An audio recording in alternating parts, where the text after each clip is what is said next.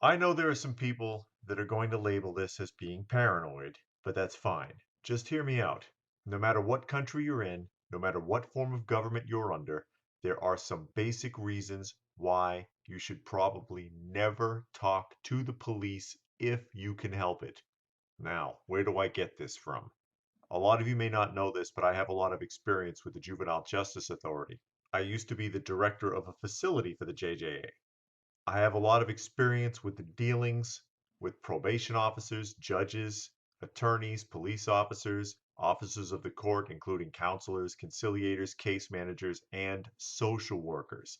And I will tell you right now, you should never talk to any of these people without legal representation if you can help it.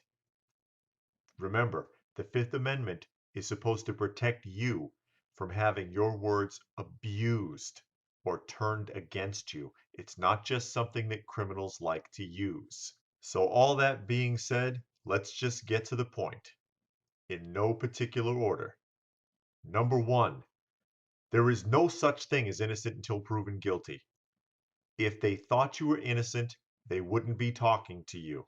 If they are talking to you, they think you are guilty of a crime or guilty of withholding knowledge about a crime. Either way, they think that you are guilty. There is no guilty until proven innocent. This is a fable. This is a story they teach to kids in public school to convince them that they have rights. But it doesn't really work that way in the real world. If you've ever been through it, you know exactly what I'm talking about. Number two, it won't help you. If you're in trouble for something, if you're getting a ticket, if you're getting arrested, they are not going to change their mind because of something that you said. If anything, you're probably going to dig yourself in deeper. Which brings us to number three. If you actually are guilty of something, you're only going to make it worse. Why would you want to make it easier for them to crucify you? Talk to a lawyer and find out what your rights are first. Don't just open your mouth and start talking thinking you're going to fix it or get out of it. It won't happen. Number four, the truth can be misinterpreted. You could be completely innocent and telling the truth and have it just not come out right and be perceived as guilty. For example, let's say you have a next door neighbor and his name is Fred, and Fred is dead, and the police want to talk to you about it. You say, "Hey man, I was out of town. I wasn't anywhere near the place. I mean, I didn't like Fred, but I wouldn't kill him." The only thing that cop heard was you saying that you didn't like Fred. And they will chase you around for the next couple of years unless by some miracle they fall across Fred's actual killer because you said you didn't like him. Anything that you say can and will be taken out of context. Number five,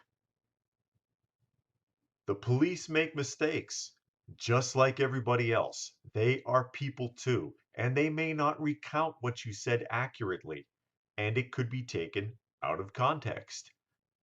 You could say something to them and they could recall it completely differently, maybe by mistake and maybe on purpose. Number six, you don't know who else they've been talking to and what may have been said. Someone could have fingered you, someone could have lied on you. You have no idea what anyone else has put in their ear until someone else has sorted it out for you. That's what an attorney is for. That is what a lawyer is for. To sort that mess out, find out who's been saying what, if anything. You don't know what's been said about you behind your back. Don't add to it. Number seven, you may accidentally incriminate yourself, even if you're innocent.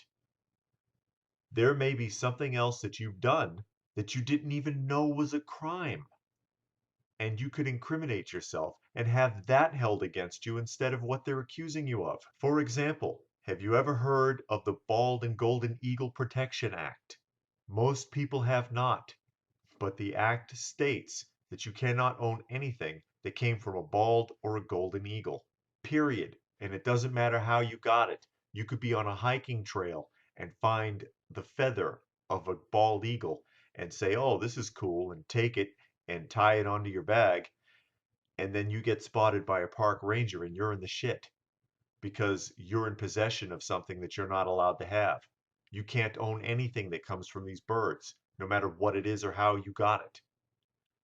And it's a felony and it carries heavy charges. But who knows that? Very few people know that. And there's 100,000 other laws and regulations on the book you don't know about as well. You don't know what you could incriminate yourself with if you're not careful. Number 8, if you are caught in any kind of a lie, it will be used against you, since it is considered a crime to lie to officers of the law and officers of the court. You simply cannot lie to them, and you may lie to them without realizing that you are. Remember, an exaggeration is a lie. Equivocation, that is, not telling the entire truth, could be considered a lie. A joke is technically a lie. Do not let them use that against you. Number 9, no matter how good of a guy you are, the judge, jury, and district attorney and everyone else will believe them before they believe you. The jury is going to believe the officer on the stand. The judge is going to believe the officer on the stand. The district attorney is prosecuting you because of what the officer said. They will always be believed over you, no matter what the evidence is. Number 10. Do you remember number 8? Because this is the flip side of this. It's illegal for you to lie, but it's not necessarily illegal for them to lie. They can and will be dishonest with you during interrogations and interviews. They will mislead you. They'll tell you that people told them something and they haven't talked to anyone. They'll tell you that they have evidence that isn't there. They can and will lie to you. So until you have proper representation, you cannot trust what they're telling you, so you should not speak to them. And you know how this goes if you've seen our other top 10 lists. I've always got one more waiting in the wings. Call it number 11 if you will. Despite what they tell you, they are out to get you.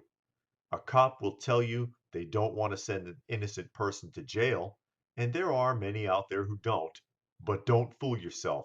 Most of them absolutely will send an innocent person to jail if that's what it comes down to.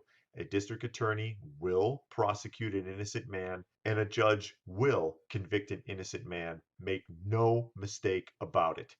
Jails are loaded with people who are innocent.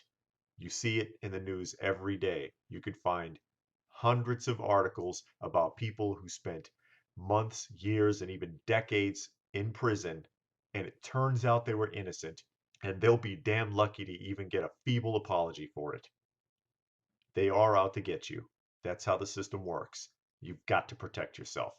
So if you have any additional suggestions or any comments pertaining to the video, please go ahead and put it in the comments section down below. Please remember to like, share, and subscribe. Give it a big thumbs up if you don't mind. We do appreciate it. Share the video. Share the video. If you got something out of it, please share it because YouTube hates us and they sanction every video that we put out. And that puts us at the bottom of the search engine. Sometimes the only way these videos circulate is through shares. If you're not a subscriber, please do go ahead and subscribe. We do appreciate that. And remember to hit the notifications button, the little bell, so that you know when new content comes out, because YouTube sure doesn't care if you know. And that being said, remember, stay frosty, folks, and thanks for watching.